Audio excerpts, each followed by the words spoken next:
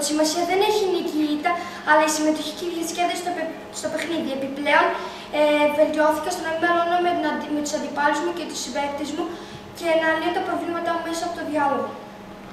Είμαι ο Σαμουήλ και αυτό που έμαθα από την εργασία είναι ότι πρέπει να τρεφόμαστε υγιεινά και να γυμναζόμαστε. Αυτό που με άρεσε είναι πως σχεδιάσαμε παιχνίδια και μετρήσαμε τους ρυθμούς μας. Είμαι η Χριστίνα και μέσα από την άσκηση που κάναμε αφήσει και ψυχαγωγία έμαθα να τρέφουμε πιο υγιεινά. Στο παιχνίδι είτε νικήσουμε είτε χάσουμε, δεν μας νοιάζει το αποτέλεσμα, μόνο να το χαρούμε το παιχνίδι. Και μου άρεσε επίσης που φτιάξαμε δικά μας παιχνίδια και γενικότερα τα πράγματα που έχουμε κάνει. Είμαι η Ειρήνη και διαπίστωσα ότι σε ένα παιχνίδι δεν έχει σημασία η νίκη ή η ήττα, αλλά το πώς θα διασκεδάσουμε. Έμαθα και πώς να διατρέφουμε σωστά και πιο πολύ μου άρεσε που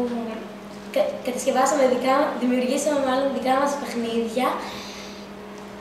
Είμαι ο Σέλιος και σε αυτή την εργασία που κάναμε έχω μάθει να τηρώ τους κανόνες του παιχνιδιού, να σέβομαι τους αντιπάλους μου και να θαρρύνω τους συμπαίκτες μου. Είμαι ο Μόντης και σε αυτή την εργασία έμαθα να μην μαλώνω με τους συμπαίκτες μου και όταν ένας συμπαίκτης μου χάσει μια ευκαιρία να μην το φωνάξω αλλά να τον ενθαρρύνω. Είμαι ο Αβραάμ και σε αυτή την εργασία έμαθα να συμμετέχω σε πολλά παιχνίδια και άμα χάσουμε ή νικήσουμε να ενθαρρύνω τους παίκτες μου. Είμαι η Κατερίνα και από αυτή την εργασία κατάλαβα ότι σε ένα παιχνίδι σημαντικότερο είναι η διασκέδαση και η συμμετοχή και όχι το αποτέλεσμα. Επίσης, να τρέφουμε σωστά. Μου άρεσε που μετρούσαμε τους καρδικούς μας παλμούς μετά από ασκήσεις και που κάναμε διάφορες έρευνες σε όλες τις τάξεις.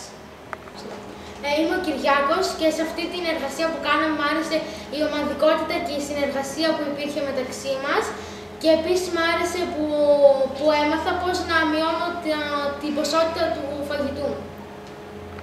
Είμαι ο Χριστιανός και σε αυτή την εργασία έμαθα ότι στο παιχνίδι δεν έχει σημασία η νίκη ή το ήττα, αλλά πρέπει να τηρούμε τους κανόνες και όταν ένας συμπαίκτης μας κάνει μια κίνηση λάθος, πρέπει να τον ενθαρρύνουμε, όχι να βάλουμε τις φωνές. Είμαι ο Αλέκος και σε αυτή την εργασία έμαθα πως όταν ένας παίκτης χάσει την μπάλα θα πρέπει να τον ενθαρρύνουμε. Είμαι η Λιάννα και σε αυτή την εργασία έμαθα με τους μαθητές μου να συνεργαζόμαστε, αλλά και με την διατροφή που κάναμε έμαθα να τρώω λιγότερες ποσότητες.